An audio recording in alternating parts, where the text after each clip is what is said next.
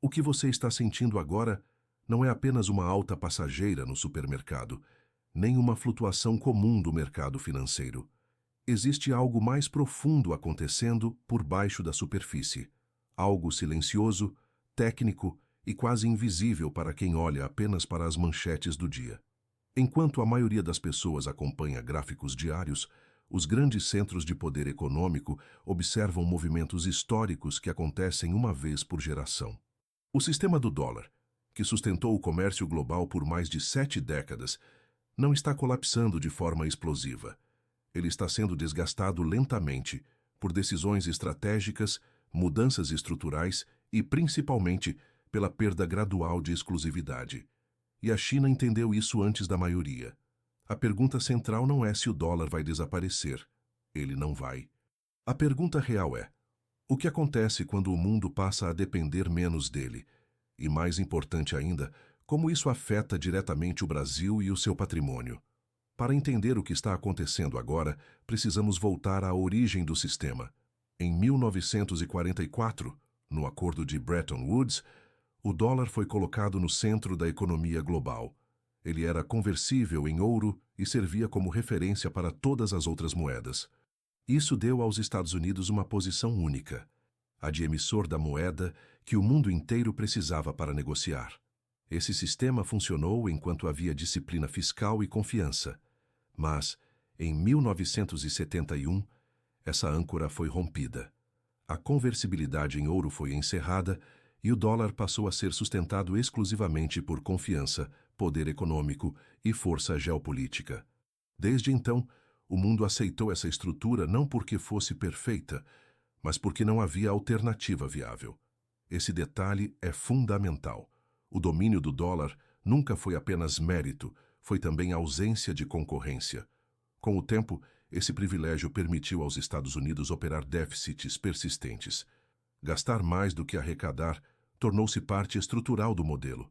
A dívida cresceu, mas enquanto o dólar fosse indispensável, o sistema se mantinha de pé. Países acumulavam reservas em dólar, porque precisavam dele para negociar energia, commodities e ativos financeiros. O problema começa quando os grandes detentores dessa moeda passam a questionar se faz sentido concentrar tanto risco em um único sistema. E é exatamente isso que vem acontecendo. Atualmente, países estrangeiros ainda detêm trilhões de dólares em títulos do Tesouro Americano. No entanto, a composição desses detentores está mudando. A China, que já foi o maior credor externo dos Estados Unidos, reduziu significativamente sua exposição ao longo dos últimos anos. Isso não representa uma ruptura abrupta, mas sim uma diversificação deliberada. Não é um ataque frontal ao dólar. É algo mais sofisticado. Uma retirada gradual de dependência. Ao mesmo tempo em que reduz sua exposição, a China vem construindo alternativas práticas. Acordos bilaterais de comércio em moedas locais, linhas de swap cambial com dezenas de países e a ampliação de sistemas de liquidação próprios criaram uma infraestrutura paralela ao sistema tradicional dominado pelo dólar. Esses mecanismos não substituem completamente o sistema financeiro global existente, mas reduzem a necessidade de passar por ele em todas as transações. Para o comércio entre países emergentes, isso significa menos dependência cambial, menos custos de conversão e menos exposição a sanções e choques externos. Quando Brasil e China negociam diretamente em moedas locais, o impacto não é simbólico. Cada transação que deixa de usar o dólar retira um pequeno tijolo da sua centralidade absoluta. Esse processo é conhecido como desdolarização, e ele não acontece de forma repentina. Ele avança em camadas. Primeiro, os países reduzem reservas. Depois, ajustam contratos comerciais. Em seguida, desenvolvem infraestrutura financeira própria. Nada disso exige anúncios dramáticos. Pelo contrário, quanto mais silencioso, mais eficiente. É importante entender que a China não está tentando derrubar o dólar. Isso seria autodestrutivo, inclusive para ela. O que a China faz é algo muito mais pragmático. Ela se prepara para um mundo onde o dólar já não é a única opção. E essa preparação acontece enquanto o sistema antigo ainda funciona. Para os Estados Unidos, Esse movimento cria um problema estrutural. O país depende da demanda global por dólares para financiar seus déficits. Quando a dependência global diminui, mesmo que lentamente, o custo de manter esse modelo aumenta. Isso pressiona juros, limita políticas fiscais e reduz margem de manobra. O dólar continua sendo a principal moeda global, mas sua força passa a depender cada vez mais de estabilidade política, credibilidade fiscal e previsibilidade institucional. Qualquer abalo nesses pilares gera reações mais rápidas do mercado do que no passado. O sistema não quebra, ele se torna mais sensível. Esse novo cenário também altera a dinâmica inflacionária global. Quando o Federal Reserve ajusta juros ou expande liquidez, os efeitos se espalham pelo mundo. Países emergentes sentem isso de forma amplificada, especialmente aqueles com cadeias produtivas dolarizadas. O Brasil não escapa. Fertilizantes, combustíveis, máquinas e componentes industriais ainda seguem preços internacionais. Mudanças no sistema do dólar impactam diretamente o custo de vida, o câmbio e a estabilidade financeira interna. Por isso, a desdolarização não é um debate abstrato. Ela afeta o bolso do produtor rural, do empresário e do consumidor comum. Historicamente, sistemas monetários dominantes não desaparecem de um dia para o outro.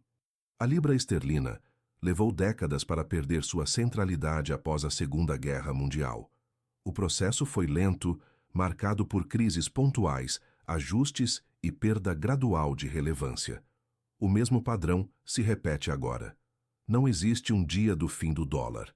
Existe um período de transição onde múltiplos sistemas passam a coexistir, e é nesse ambiente que a China avança estrategicamente, oferecendo alternativas sem precisar confrontar diretamente o sistema vigente.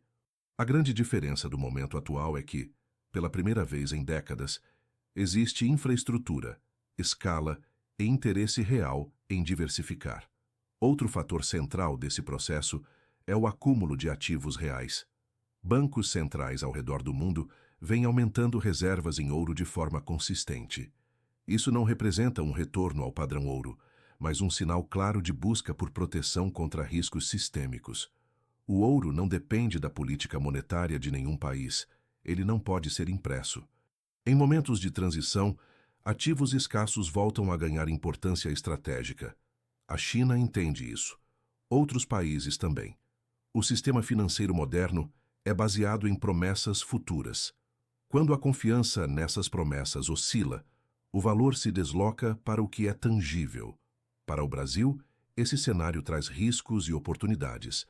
Países com recursos naturais, capacidade produtiva e flexibilidade diplomática podem se beneficiar de um mundo mais multipolar, mas isso exige cautela.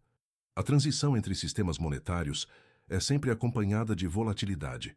Fluxos de capital se tornam mais instáveis. O câmbio oscila. Estratégias financeiras que funcionaram por décadas deixam de funcionar. O erro seria assumir que o passado garante o futuro. A vantagem brasileira está na diversidade, não depender exclusivamente de um polo, de uma moeda ou de uma narrativa. Ler o mundo com pragmatismo. A verdade desconfortável é que inflação, crises cambiais e instabilidade financeira não são acidentes naturais. Elas são consequências de escolhas políticas e estruturais. Sistemas baseados em dívida infinita funcionam enquanto a confiança se mantém. Quando essa confiança começa a se fragmentar, mesmo que lentamente, o ajuste acontece. A China não criou esse problema. Ela apenas leu o cenário e decidiu não ficar presa a ele. Ao final, a lição é clara. O dólar não está desaparecendo, mas o seu monopólio está sendo questionado. O mundo caminha para uma fase onde nenhuma moeda domina sozinha. Essa transição não será limpa, nem confortável.